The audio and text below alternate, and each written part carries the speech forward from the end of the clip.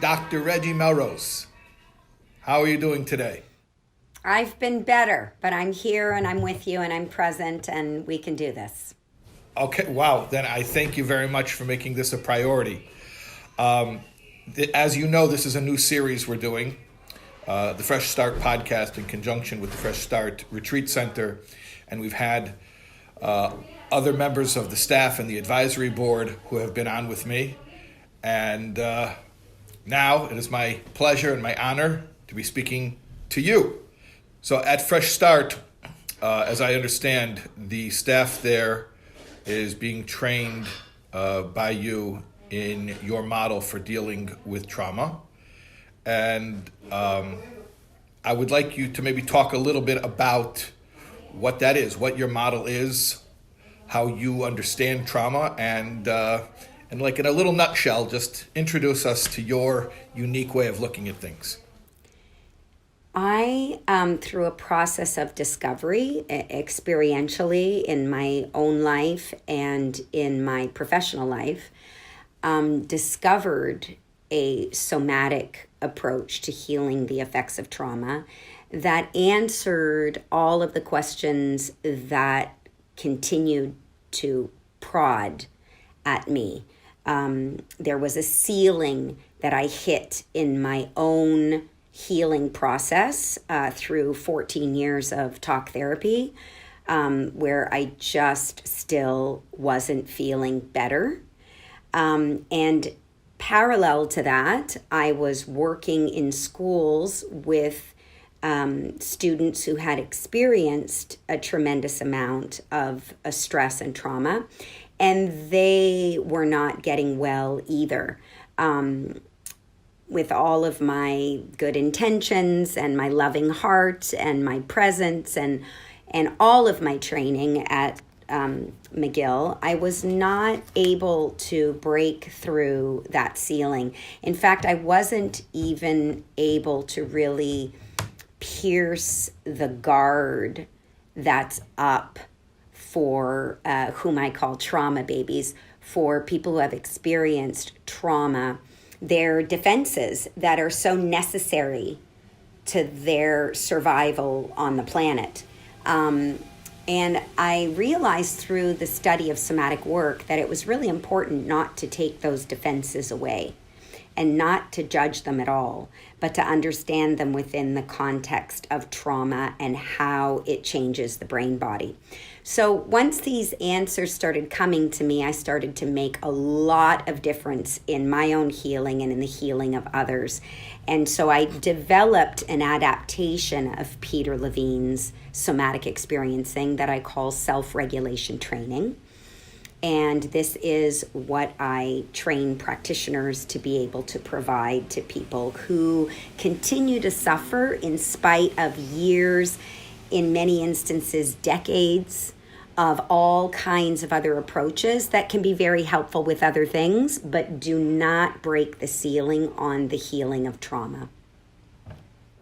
Okay, I want to understand something. You're describing hitting a wall, hitting a place where I think you were saying that talk therapy had gotten you to a place and had gotten people you're working with to a place, and then you saw there was more to go and you couldn't get there. Could you describe a little bit about where is this place where the talking just can't get past, and why can't it get past it? So we have to understand how trauma changes the brain in order to answer that question. So there are multiple changes to the brain and the autonomic nervous system. So the central nervous system that includes the brain and the spinal cord, as well as the autonomic nervous system that has two branches. Sympathetic, that rises into fight, flight, or freeze, and parasympathetic, that then tempers that and brings us back into an equilibrium. Now, when we're in that equilibrium, we can ebb and flow with the events of our world, in the context of our relationships, within the demands or expectations of us at work or in school, when we're in that equilibrium. However, trauma changes the brain in such a way that we no longer get to reside within our own skin in an equilibrium, in an ebb and a flow between the sympathetic and parasympathetic branches of the autonomic nervous system.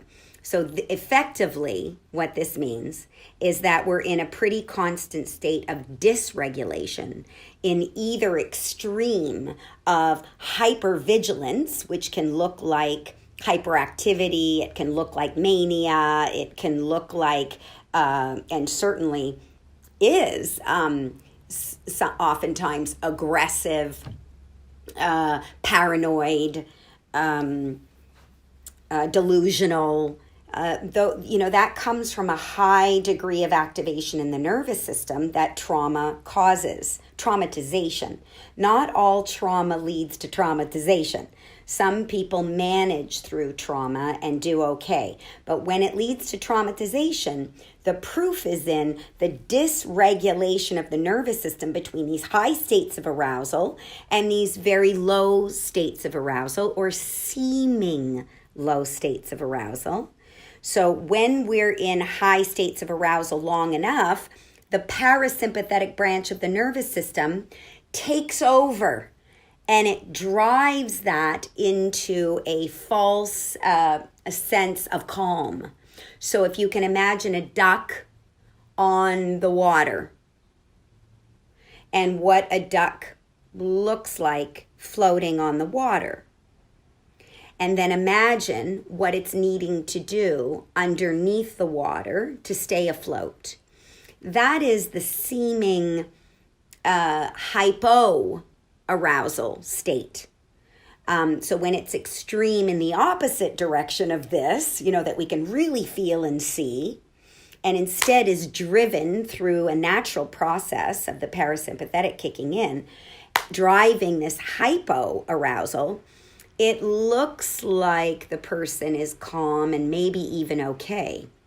But if you really look and see and are present, you sense that there's a body there, but nobody's home.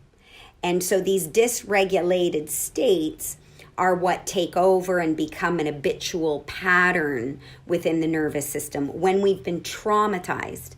It isn't just the result of experiencing trauma. Sometimes we can do okay with that with lots of good resources. But once we've been traumatized, that amygdala, the part of our brain that is a fire alarm, is set off, and it doesn't turn off. It's on, and it's continuing to cause this dysregulated state. And that wall that you were describing of hitting, where the talk therapy couldn't get through it. Thank you. So in simple English, you're saying, tell the fire alarm that there's no fire. Right. And that should take care of it. Yeah. And it should take care of it. Right.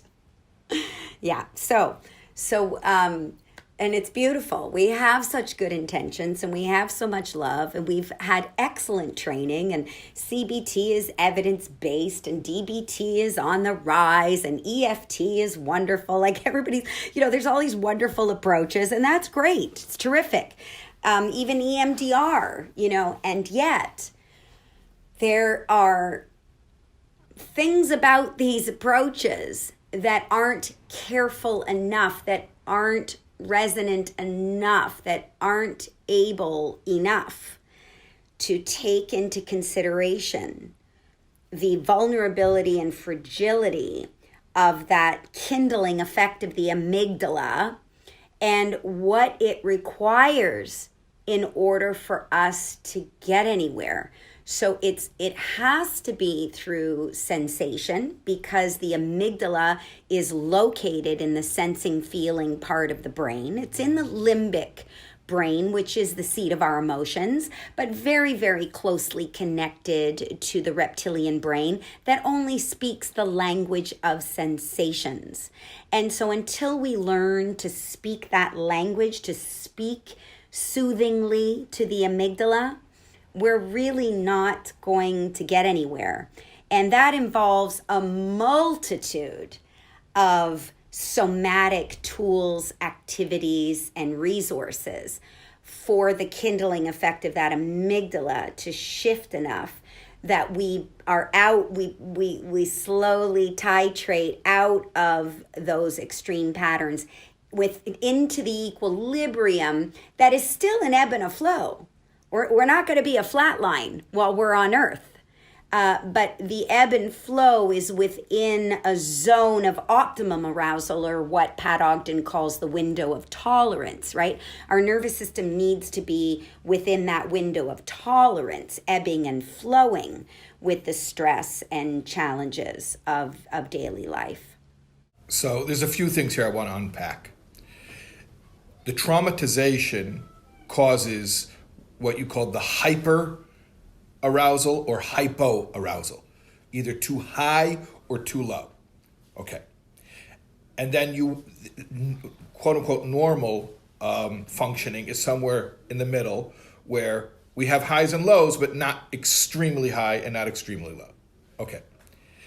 And the traumatization, you were saying, was sort of like impervious to talk. I can't just tell myself, well, there's no danger right now. Why is your reaction so extreme right now? The situation isn't extreme. You're saying it's impervious to language, and your expertise is very apparent in the language you're using, but I want you to say it to me in simple language. Why can't I just have self-awareness and know that this is what's going on and just tell myself, hey, this is what's happening. Stop doing this. Because the amygdala not only doesn't understand you, it's irritated by you. It's irritated by your words. Shut up. Stop talking. You don't get me. You don't understand. That's for other people, right? You want to see a trauma baby get more and more rageful? Talk to them. Tell them they can talk to themselves and talk themselves out of it. Oh, that's beautiful. That's a beautiful way to help somebody who's had trauma. I promise you, you're getting nowhere. You're never going to see them again. They're going to run for the hills and you're never going to see them again. And you're going to further drive into the system a hopelessness that no one understands. So you need to tell the amygdala that right now it's okay. So how do you tell the amygdala that right now it's okay? You can't do it. Yeah, that's what I want to know. Words. So you can't do it. You can't speak. You have to do it with sensations. You have to give the sensing, feeling part of the brain and the whole rest of the nervous system that is modulated by it a sensory experience that actually in real time translates into a felt sense awareness that, oh, I'm actually not in danger right now. If you don't give the nervous system a physical experience of that, and so yes, it involves your awareness. You have to bring your awareness to your physical felt sense of being anchored and supported and planted right here, right now.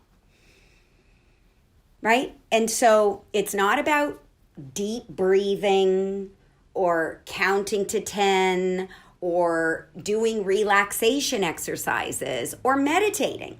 These are all terms that absolutely irritate a trauma baby. They're going to run for the hills again. I don't meditate. That's for other people. I don't relax. Really? You relax. Let's see what happens to you.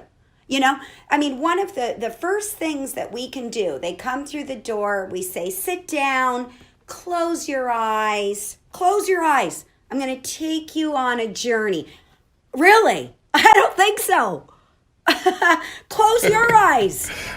You think I'm going to close my eyes? What are you, crazy? I mean, this stuff is just garbage to a trauma baby. I'm sorry to be so, it's like, my goodness, we've had this consciousness, thank God for Peter Levine, for 4 or 5 decades now. And we're still having to, convince talk therapists and CBT and, everything else that It just is so threatening. It's so threatening. It's so unhelpful. It drives the shame and the powerlessness and the helplessness and despair deeper into the trauma baby. Okay, so help me out with one thing. You're telling me what language can't do. You're telling me where language fails, and not only fails, it's counterproductive. Tell me what language can do. Tell me how far can I go with talking, with words? Asking for reporting on the felt sense. Language is for psychoeducating about the nervous system, the brain body, and how it works and why we're stuck. And Can you talk about language, the psychoeducating? Everything I've just shared with you. Yeah. So psychoeducation. Okay, so hold on a second. Mm-hmm. What right now when you're talking to me, that's psychoeducation? Mm-hmm. Oh, that wasn't painful. Well, so we're just talking. Yeah. I mean, yes, we are. And I mean, it can be painful because, with psychoeducation, depending on what words you're using, it can really damage a trauma baby. You have to really understand how trauma changes the brain and the body and how it gets us stuck. You have to really understand. It's almost, I'm not going to say almost, I feel very strongly that it's like an addict can probably only really be helped by an addict who has some recovery. And a trauma baby can probably really only be helped by another trauma baby who's got some recovery. You have to really deeply understand what this person experiences. And there is no way to get that through psychoeducation. Something occurs to me as you're speaking, that there could be somebody out there right now, I'm sure somebody who's watching this who has trauma, and it just occurred to me that could be very, very meaningful to them to hear the possibility that their healing not only could be useful to others, but that really, in the end, the only one who can help someone is the one who went through it. Yeah, these aren't mental constructs to Dr. Peter Levine. They're not mental constructs to me. It's really lived and felt in ways that make us safe. It's all about removing cues. I love this. Stephen Porges does such a beautiful job of talking about we only need to do two things to heal trauma. If we want to keep it really simple, we need to remove cues of threat. And I could talk to you for 16 hours on all the cues of threat that we just keep throwing at trauma babies. I mean, I could talk to you for 2 days about those cues of threat. That's what we colloquially call triggers?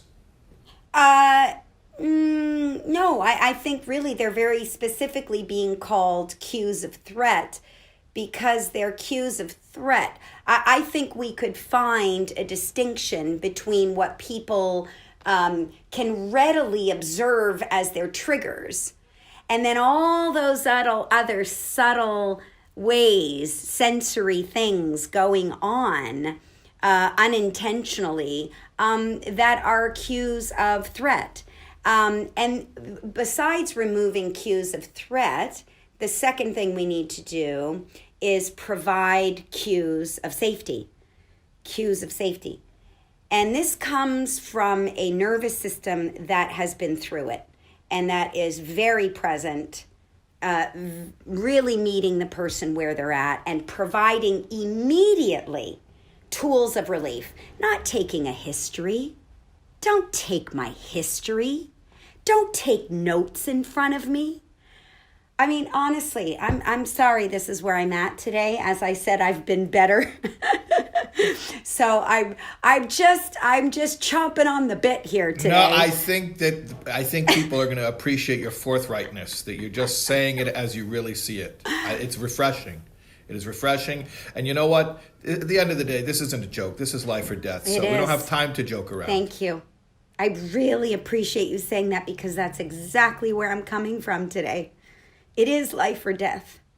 And sometimes we have one chance with someone. So man, if you don't know what trauma is and how it changes the brain and how you need to be somatic with it, please don't touch it with a 10-foot pole. That's how I feel.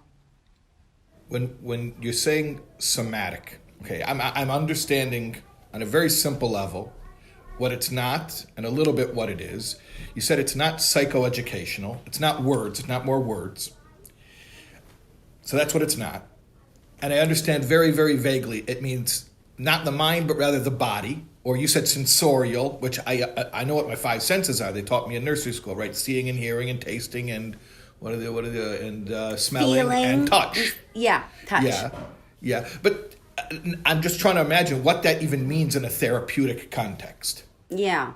It means utilizing the physical environment to soothe in a physical way your physical body.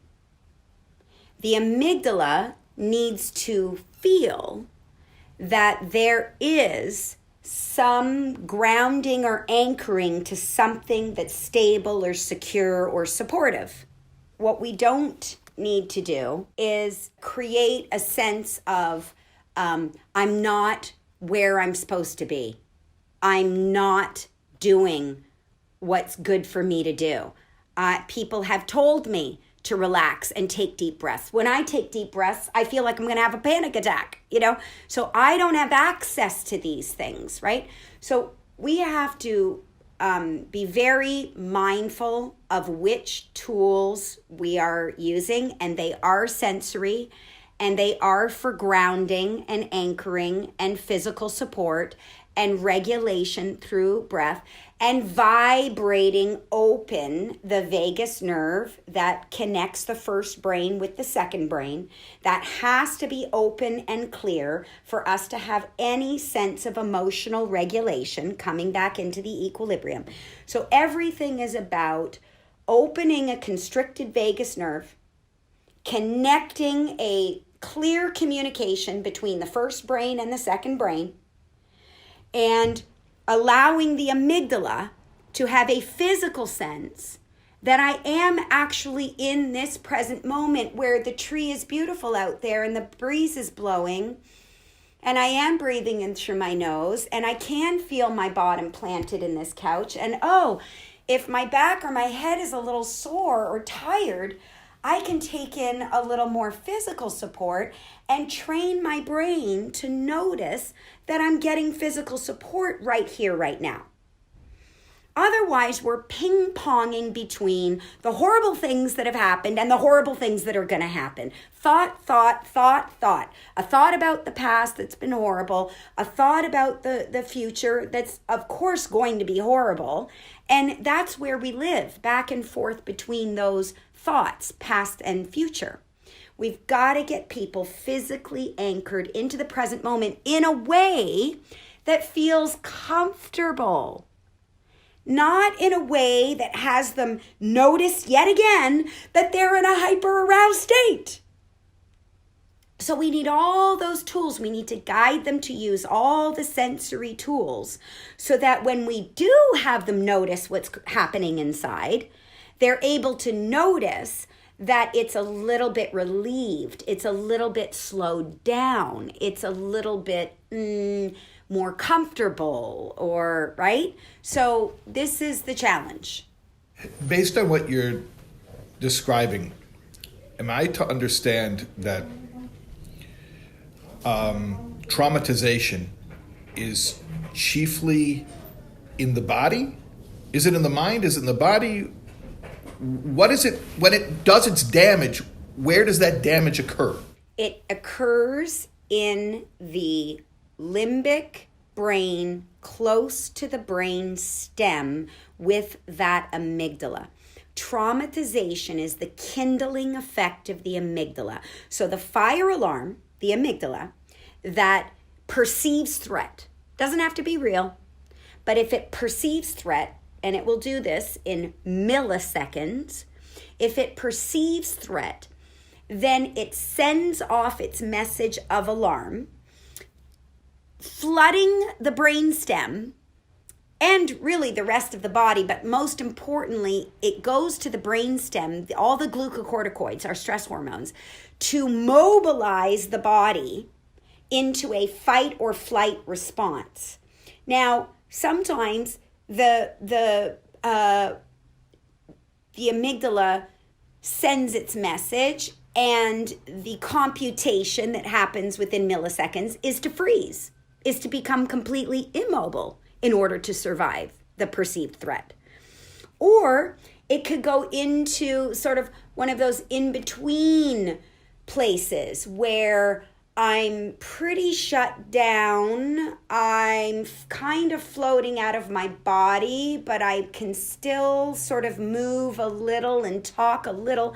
I'm going to try to go along with this or negotiate or do what I have to do socially to survive this situation, but still be okay with this person, right? I mean, humans have adapted to learn how to do some very crafty things, but it's all within a fight, flight, freeze, or fold mechanism. And so the injury, if you will, is that the amygdala that's supposed to come off after such an event stays on. Sometimes the trauma is significant enough, searing enough, or there have been enough traumas along the way that a straw breaks the back of the nervous system and keeps that amygdala on instead of it naturally, as it's intended, to go off once we've survived a situation. Traumatization is when the amygdala stays on in its state of alarm after the event has passed. And so we're no longer in present time. We're in the alarm from that time, from that moment, from that experience. So that keeps us in high alert. Or the parasympathetic part of the nervous system that tempers this artificially shuts that down into what looks like hypoarousal. But right underneath that hypoarousal, right underneath the surface of the duck on the lake is a nervous system that's going to try to survive. It's just been shut down to take an unchosen break, right? It makes us go to bed for weeks or months or years at a time, not with our permission, but because that's what the parasympathetic branch is intended to do. You can only be like this for so long before you have adrenal exhaustion and or the parasympathetic taking over. It's all related. And that's why we can't talk our way out of it. We can't talk our way out of it because the amygdala doesn't speak the language of words. It only responds to physical experiences, to sensory experiences. And if you talk at it, it gets worse. Let me ask a really simple question. In normal day-to-day functioning, what is the function of the amygdala? It is our fire alarm. It is helping to regulate our emotions. And it is there specifically to ready us to survive a perceived or real threat. So it's not always supposed to be on. Correct. It's always supposed to be ready. It's a fire alarm. A fire alarm that's constantly going off is not a good fire alarm. Correct. That constant going off of the fire alarm is the injury, if you will, is the definition of traumatization. The kindling effect, the fact that it stays on, even when it doesn't necessarily need to be on. But you can't tell that person that it doesn't need to be on. You have to give them a physical experience of, oh, it doesn't need to be on. A physical experience of that. So you have to take away cues of threat and provide cues of safety. And there are hundreds of ways to do that somatically. So, Doctor, you've described very well, to my thinking, the effects of trauma and a little bit about how to undo those effects. Could you talk a little bit about, we're throwing around this word trauma, but we didn't really define, what is it? What is the event? What is the thing that causes that, you say there's a damage to the amygdala. Okay, what damage is it? What happened? What happened that caused the trauma? So I'm really glad you're asking that. It's very important for us to consider, in general, that there is no objective way of judging what is or is not traumatic for another person. And we've made a lot of mistakes with that for a very long period of time. And so I want us to fully understand that it is a subjective experience, and it is based on the degree of vulnerability and sensitivity of the soul that shows up in physical form. And sometimes the fetus is developing in a womb of a vulnerable or sensitive soul, of a soul that has experienced its own degree of stress and trauma and pressure, sometimes relentless. Sometimes there isn't a specific event.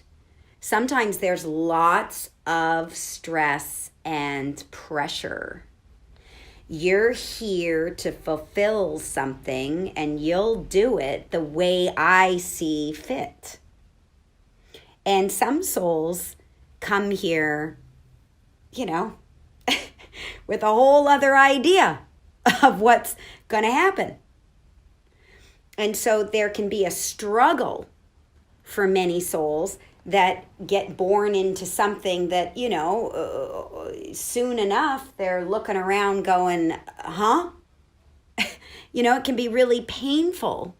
So we've got a fetus that could be in a womb of someone who is vulnerable and sensitive, who's experienced trauma, whether that is relentless stress and pressure or a significant or searing event.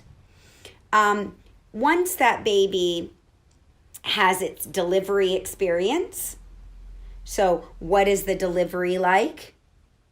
What are those early days and weeks of bonding like? Does a healthy attunement between the caregiver and the baby occur? By the way, that's something that nobody could remember and probably couldn't even find out. Thank you. So, how are we ever going to get to this with words?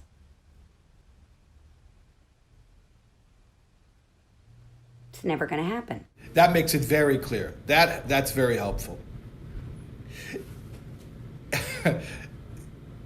The person doesn't even have words to describe what happened. And they're really tortured. I work with so many clients that are just tortured that they don't have the memories. And the psychoeducation piece is, there might not be any memories.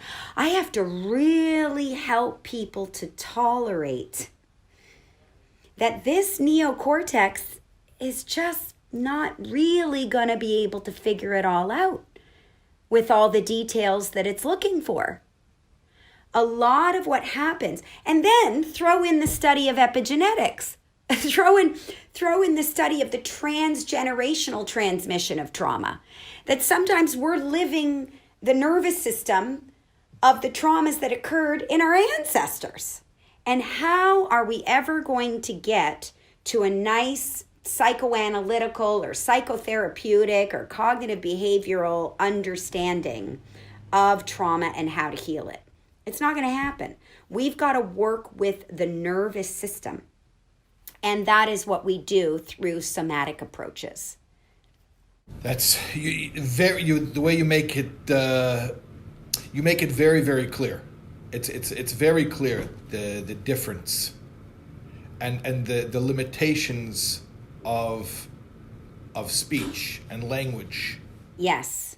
And then we can go on and talk about, yes, trauma is all the things we generally think of as traumatic. So you're saying that the trauma may not be a catastrophic event. Correct. It could have been a seemingly minor event. Yes. Also, you're saying might not have been an event that happened to me. Could have happened to an ancestor. Yeah. Makes it really tricky, huh?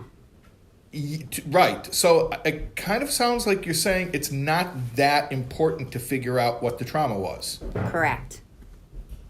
Wait. I think that's huge, though, because I think people, they hour after hour will sit with the therapist, digging and digging and digging. When did it happen? Where did it happen? Who did it? No, but this is huge. Can you spell this out for me? I know. And I have so many parents that send their kids to me and tell me, I know something happened. I know. Now I need you to find it. They're not remembering it, but you're going to find it. You're the trauma expert. I mean, sometimes these souls just come here and they're different enough, right? There's such mystery to God. How do we know what this journey is supposed to be for this individual person? And so they're here and they're different enough that life is traumatic, period. Breathing, getting up and getting out of bed, realizing that you're disappointing everybody around you because you're sensing how different you are and that everybody needs you to be a way that you're not feeling. I mean, it's really scary. Kids come here with our agendas placed on them. They really do. And it's just something we have to re-examine if we want to heal trauma. Now, if we have a really important agenda and we got to see it through, then we're going to see it through. And we're not going to worry too much about healing people's trauma. But if we want to truly heal people's trauma, we're really going to start to care who this individual person is, what the longing of their soul is, what is their individual truth, and how can that be supported, and how do we need to stretch? How do we need to stretch over here in our righteousness?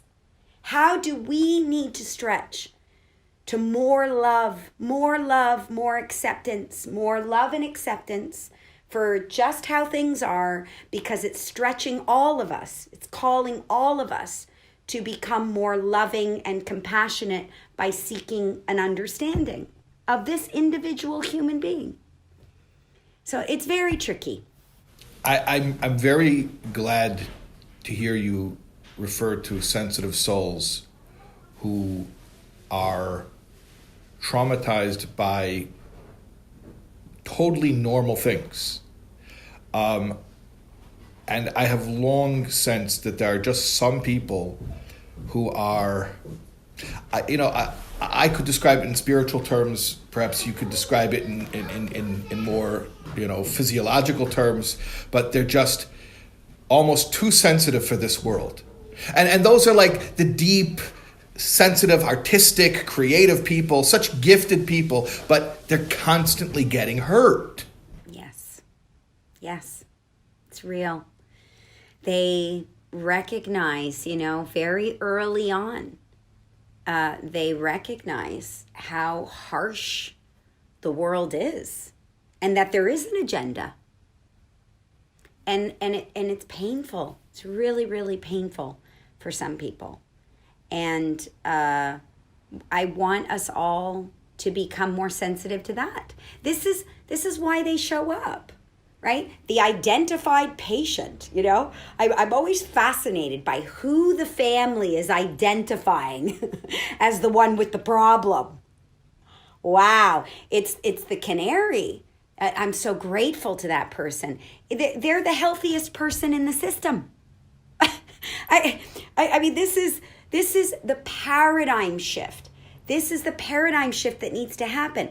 These canaries in the cage that are being identified as the patient, that are struggling the most, that are truly, actually, genuinely struggling the most, are the gift. They're the gift to that family, to the community, to the planet, because they call for us all to stretch in our sensitivity, in our seeking of understanding, in our loving unconditionally. Now, how does that not make us all better? You know, what you're saying here resonates with me so deeply.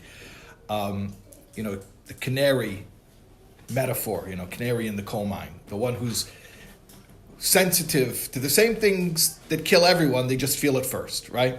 In fact, in my book about recovery from addiction, God of Our Understanding, I describe addicts as spiritual canaries. Yes. And from a spiritual point of view, I don't know how comfortable you are with this or not, I say like this: embodiment is unnatural because it causes a sense of separation from the oneness, and that itself is unnatural and painful. So if somebody just has existential angst, that it's just weird and uncomfortable just to be in existence separate from the one, they're not crazy. They're 100% correct. Yes. It pains me to be here with all the labels and all the boxes. I don't like them. I am part of an undifferentiated whole, and it hurts me that we need to know, are you this or are you that? Are you in this box or you're in that? Do you believe this or do you believe that? It's so painful. And there are many of us that are here really longing for something to happen, something big, something really spiritual, so deeply spiritual. And we're waiting, you know, and we're trying to be a part of it. We're trying to be pioneers in bringing that forward. But man, are we up against some systems that don't want to move, that really need to be in a sense of righteousness about it. And it's hurting so many. So I don't know, you know, I think maybe we just got to get back to non-physical form. Maybe that's it. You know, maybe it's not to be experienced ever in physical form. And I think I could come to accept that and just be longing for when I'm, you know, non-physical form again. That might be okay. Can I tell you why I personally reject that? And why I'm hopeful that this has to happen in physical form? Because if I believe in anything, if I've been taught to believe in anything, it is that the purpose of this world is ultimately that this physical world is the ultimate place where the Creator wants to see perfection, and that we don't have to go to heaven to find it. The ultimate perfection has to happen here in the body. So, you know, I don't normally do this. I try not to be too rabbinic in these discussions, but I just want to share with you something that one of our prophets said, the prophet Isaiah, talking about this world, when this world will be perfect. V'nigla kaved Hashem, the glory of God will be revealed. V'ro chol basar yachtov ki pi Hashem diber. And all flesh together will see that the mouth of the Lord has spoken. It won't be an intellectual awareness. All flesh will see. All flesh will see together that God is the Creator and that this world is His paradise. But the flesh will see. Well, isn't that so important for our discussion of it needing to be somatic? Because what you describe is going to require an open vagus nerve. And the only way to get there, I'm telling you, it's somatic. You have to vibrate that vagus nerve open. You got to vibrate it open. No words. Okay, so you hear that Dr. Melrose is saying to prepare for Mashiach, we have to open the vagus nerve. That's it. Wow. I didn't know we were going to get to that place in this interview. Dr. Melrose, this has been tremendous. I thank you for being so real with us and telling us what you really think. And like I said before, this is not a joke. You know, it's a serious issue, so we don't have time for games. So I appreciate you being real, and I'm confident that people will be helped. God willing, people will be helped from this. From your lips to God's ears. Thank you so very much for having me and for appreciating how real and sometimes urgent I get about this matter. Thank you. You'll come on again? Yes. All right, you're booked. Okay. Looking forward.